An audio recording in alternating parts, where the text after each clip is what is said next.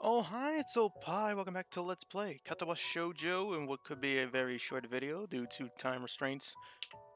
I should have done this like sometime during the week, but I was busy with a lot of things going on, and yeah. So, let's not waste time and let's get on with this. The students roll into the class for Saturday morning session, each and every one of them spouting their tired eyes at people who have worked through the night. With only a day left to prepare, I suppose it's not so surprising. Thankfully, we've only had to suffer through classes until the lunch break, and our time is our own. Moto lurches into class in a tired stagger. I suppose students aren't the only people here that enjoy the late Friday nights. Without saying a word, he scrawls some page and question numbers on the board and slumps down at his desk. It's completely a typical behavior for him, but it appears that no one in this class is going to call him out on it. Wordlessly, the students shuffle their textbooks into position and get to work. Not wanting to break the trend, I do the same. Fatigue has made the class antisocial. Not a peep is heard among the ruffling papers. That could partly be attributed to the two empty seats beside me. For some reason, Misha and Shizune aren't present, probably doing council work for the festival. It's very quiet without Misha present. I wonder if she was born as rowdy as she is, or if she is making up for Shizune's lack of voice. Nakai, can I speak to you for a moment? I'm so engrossed in thinking about Misha that I don't even notice Muto approaching my desk. Sure, what is this about? It's probably better if we speak outside the classroom. Something about this doesn't sound too good, but I stand up and follow him out into the hallway. Moto stands in the hallway, scratching his head as he works out what he is trying to say. Not knowing what is going on, I wait silently. So tell me, how are things? Things? I expected Moto to be a little vague, but this is pushing the limits. You know, things. You had a week to settle in now, so how are things? Fine, I guess. I see. And how is your condition? The pause before condition seemed a little unnecessary. Haven't had any problems so far. A brief shimmer of relief passes through Moto's face. Good, that's good. The school nurse was a little concerned that you might have been pushing yourself a bit too hard. He asked me to keep an eye on you when he couldn't. That makes sense.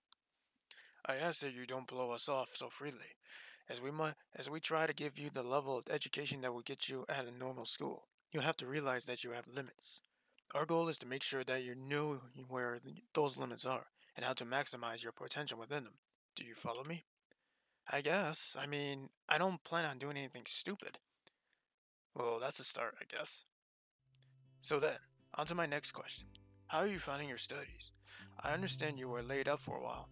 We're not too far ahead, are we? I don't really think so. I tried to keep up when I was in the hospital, so it hasn't been too hard. Muto chops his chin and raises his eyebrow as he absorbs this information. Is that so? Well, I suppose there are still students out there who realize the importance of learning. I want to go that far. I was only trying to keep myself occupied in my little life support prison. Well, yeah, you gotta keep up with these things, right? That's exactly it. One more move in this world and you're left behind, right? Uh, right. Wouldn't want that to happen. No, you wouldn't. Every week there's a new scientific discovery. Most of them mean nothing to the layperson, but any one of them could be the key to the next big thing. I'll keep that in mind. It's obvious that Muto's serious talk is over, and he's gone back to his standard, slightly scatterbrained approach to life. I think, in hindsight, that I prefer him this way. He's slightly more predictable in his unpredictability. Well then, I think that's all I had to say. Really had to say. Let's get back inside, shall we? My relief at that suggestion is insurmountable. Sure, you're the boss, right? Muto pauses for the moment. I don't think any of my students ever said that to me before. For an instant, I consider replying to this, but something deep within me tells me to shut my mouth and get back to the classroom. A few of the students jump at the sound of the door, rapidly trying to pretend that they are working on the questions on the board. Some don't even bother, their heads slumped on the desk as they nap. Thankfully, it would appear that Muto doesn't even notice them. He returns to his desk and retrieves a scientific journal from one of the drawers. I guess I got him there. Got to him there. The class returns to the near silence that Muto and I left it before our chat. Mixed feelings of tiredness and anticipation buzz around the room. Everyone here is either waiting for a chance to rest or the chance to get their last-minute preparations underway. The clock on the wall slowly ticks at the remaining class time away, until finally the bells cry out, ending the torment. Before you all leave, I expect the answers for those problems by Monday. Class size is one, instantly regretting slacking off, but still acutely aware of the more pressing issues at hand. The classroom empties in a blink as everyone rushes to their last-minute festival preparations. I stay behind and try to quickly finish the questions so I don't have to bother with it over the rest of the weekend, with the festival and all tomorrow. Oh hey, apart from me, Hanako is the only one left, obviously waiting for Lily. It's weird that Lily comes all the way to our classroom to pick her up. I expect that moving around is at least nominally harder for her than it is for Hanako. But it's none of my business, and I naturally don't talk about it from Hanako. Despite the relative proximity of our seats, neither tries to strike up a conversation about that or anything else either, so an oppressive silence falls upon the classroom. Time passes in silence. It's probably just 15 minutes or so, but it feels longer. I turn pages of my notebook. Hanako turns pages of the novel she's reading. My pencil lead splinters against the paper just when I was about to finish a paragraph. The sounds of my irritated sigh and subsequent fumbling around for a sharpener feel like they are breaking the mood in the classroom. Hanako keeps her eyes firmly away from my direction. Before long, Lily's tall figure appears in the doorway. Hanako? Her name is all it takes to make Hanako jump up from her desk and run to Lily. They talk quietly for a moment, but it isn't long before Lily leaves down the hall and Hanako idles back into the classroom, taking her seat once again. I watch Hanako out of the corner of my eye, out of sheer curiosity at the idea that the two will be separated. For a couple minutes, she does nothing but sit on her chin in her hand, staring at the desk dejectedly. The boredom evidently becomes too much for her though, her slender frame reaching into her bag and pulling out a small book. Come to think of it, that isn't the one I saw her reading at the library. She must be quite a fast reader to get through them at this rate. But why would Lily leave her to her own devices? Seems to be quite out of the ordinary, by going by Hanako's reaction. Ah, that's right! I think Lily mentioned something about going into town today before Rin bumped into us. The thought of that walk makes me look outside. The bright sun and occasional people wandering around and enjoying the afternoon make me yearn to get out of school, or at least do something other than sit here. Giving into one of my worst vices, procrastination, I decide that history is a subject best studied on a Sunday, or a Monday, or on any other day other than this one. I give a grunt as I lever myself out of my seat, briefly debating on with myself whether or not to hang out with Kenji. He doesn't strike me as the enjoying the nice weather outside with others kind of person, really. I guess I'll catch up with him later. Changing tacks, I briefly entertain the idea of talking with Hanako, but by the time I look at her seat, it's vacant. She must have left for the library. There's gotta be something to do that could kill the time. Ooh, decisions. Gotta love it. Woo. What should I do? Should I, go to the mall for that town? I think if I go to the town, that will get me to Lily, and if I go to the library, that will get me with... That will get me with, what's her name? Scarface. Scarface, yes. Or Two-Face. Sorry, I don't mean to. But anyways, yeah, so I'm gonna, let me save here actually. Just in case. I might need that for something. Create a new save state. Just in case. It could be something I have to look forward to when I'm doing the other girls. Let's go for a walk for the town. We gotta catch up with Lily. Actually, we are going after Lily, so we have to go here. Following Hanako to the library seems a bit intrusive. There was a reason she left the classroom after all. And that aside, I do want to catch up with Lily, at the very least.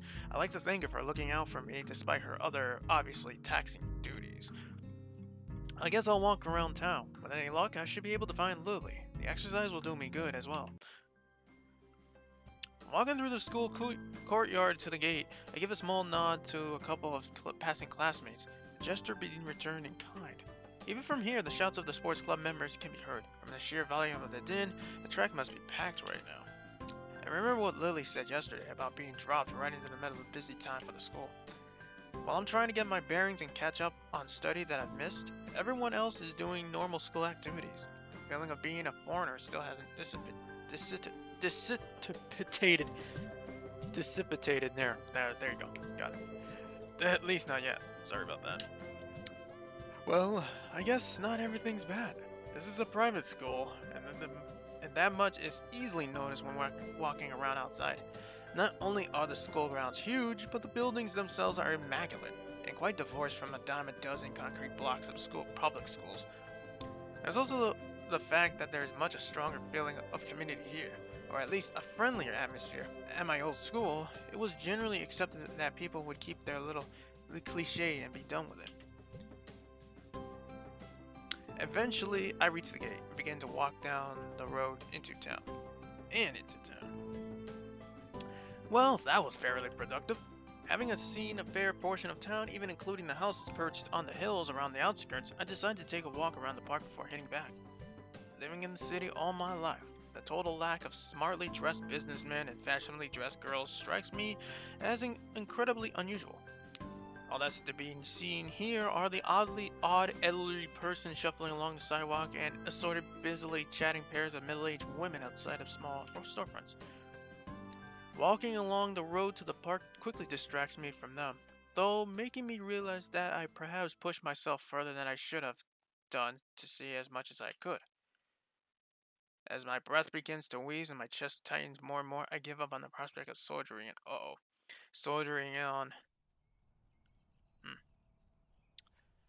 After a quick glance around the park as I enter, I take a seat on the wobbly old bench that I notice near a couple of vending machines.